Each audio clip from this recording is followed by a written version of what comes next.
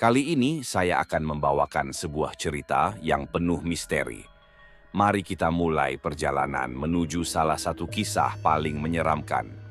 Lawang Sewu, pintu menuju dunia lain. Lawang Sewu, gedung megah bergaya arsitektur Belanda di jantung Semarang, Jawa Tengah. Bukan sekadar bangunan tua. Dibangun pada tahun 1904 sebagai kantor perusahaan kereta api Belanda. Gedung ini menyimpan sejarah kelam yang tak banyak diketahui. Selama masa penjajahan Jepang, Lawang Sewu berubah menjadi penjara bawah tanah yang gelap dan kejam. Ribuan tahanan disiksa dan dibunuh di sini, meninggalkan jejak darah dan teror yang tak pernah hilang. Tapi, tahukah Anda? Lawang Sewu bukan hanya tentang sejarah. Gedung ini disebut-sebut sebagai pintu menuju dunia lain. Banyak yang percaya di balik 1000 pintunya terdapat lorong-lorong yang menghubungkan dunia nyata dengan alam gaib. Siapakah penghuni gelap yang masih berkeliaran di sana? Suatu malam, sekelompok penjelajah urban memutuskan untuk mengunjungi Lawang Sewu. Mereka terdiri dari 5 orang, Rina, Andi, Budi, Dina, dan Arif. Mereka adalah tim yang sering menjelajahi tempat-tempat angker untuk konten YouTube mereka. Malam itu mereka membawa peralatan lengkap, kamera night vision, alat perekam suara, dan senter kuat. Saat mereka tiba di Lawang Sewu, suasana langsung terasa berbeda. Udara dingin menusuk tulang. Padahal malam itu cuaca sedang panas. Gerbang besi gedung berderit pelan saat mereka mendorongnya terbuka. Mereka memulai eksplorasi dari lantai dasar. Kamera mereka merekam setiap sudut ruangan yang gelap dan berdebu. Tiba-tiba Dina berteriak. Dia melihat bayangan hitam melintas di ujung lorong. "Ada yang di sana," katanya. Suaranya gemetar. Tapi saat mereka mengecek tak ada apa-apa.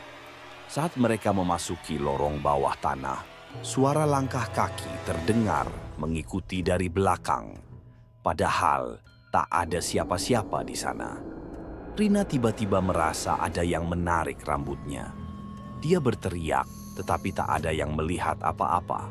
Kamera yang mereka bawa tiba-tiba mati, padahal baterainya masih penuh.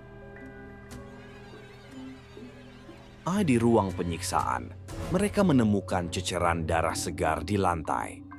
Bau besi menyengat memenuhi udara. Tiba-tiba, suara tangisan wanita terdengar dari ujung lorong. Suara itu semakin keras, rasa penasaran mengalahkan ketakutan, dan mereka pun mengikuti suara itu. Sesampainya di ujung lorong, mereka melihat sosok wanita berbaju putih berdiri di kegelapan. Rambutnya panjang, wajahnya pucat, dan matanya kosong. Sosok itu perlahan menghilang, meninggalkan bau anyir yang menusuk hidung. Andi tiba-tiba histeris. Dia mengaku melihat bayangan tentara Jepang dengan pedang terhunus di belakang mereka. Mereka berlari keluar, tetapi pintu-pintu yang tadinya terbuka tiba-tiba terkunci. Suara tawa cekikikan terdengar dari segala arah. Udara semakin dingin dan senter mereka mulai redup. Tiba-tiba, Rina melihat tulisan di dinding yang sebelumnya tidak ada. "Kalian tidak akan pernah keluar." Di lorong bawah tanah, mereka menemukan ruangan kecil yang dipenuhi dengan rantai dan alat-alat penyiksaan. Di tengah ruangan ada sebuah cermin tua yang retak. Saat mereka mendekat, bayangan di cermin itu bergerak sendiri. Sosok-sosok hitam muncul dari balik cermin, merangkak keluar dengan gerakan yang tidak wajar. Budi mencoba memecahkan cermin itu dengan batu. Tapi, alih-alih pecah, cermin itu justru mengeluarkan darah. Darah itu mengalir deras, membanjiri lantai ruangan. Suara jeritan memekakkan telinga terdengar dari segala arah. Mereka berlari, tetapi lorong-lorong itu seolah tak ada habisnya. Setelah berjam-jam tersesat, mereka akhirnya menemukan pintu keluar. Tapi saat mereka melangkah keluar, mereka menyadari sesuatu yang aneh. Langit masih gelap, padahal seharusnya sudah pagi. Gedung-gedung di sekitar Lawang Sewu terlihat berbeda, seolah mereka berada di masa lalu. Tiba-tiba, seorang penjaga gedung mendekati mereka. "Kalian seharusnya tidak berada di sini," katanya dengan suara serak. Saat mereka menoleh, penjaga itu menghilang, meninggalkan bau anyir yang sama seperti sebelumnya. Ketika mereka kembali ke gedung, mereka menemukan sesuatu yang mengejutkan. Foto mereka terpajang di dinding dengan tanggal yang menunjukkan tahun 1945. Mereka terjebak di antara dua dunia dan mungkin tidak akan pernah bisa kembali.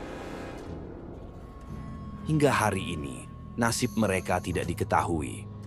Beberapa orang mengatakan mereka masih berkeliaran di lorong-lorong Lawang Sewu, mencari jalan keluar yang tak pernah ditemukan. Jika Anda berani mengunjungi Lawang Sewu, berhati-hatilah. Jangan sampai Anda menjadi bagian dari cerita horor yang tak berujung. Jangan lupa untuk mengikuti cerita-cerita kami berikutnya. Nantikan kisah-kisah mencekam lainnya hanya di Sarjana Narator.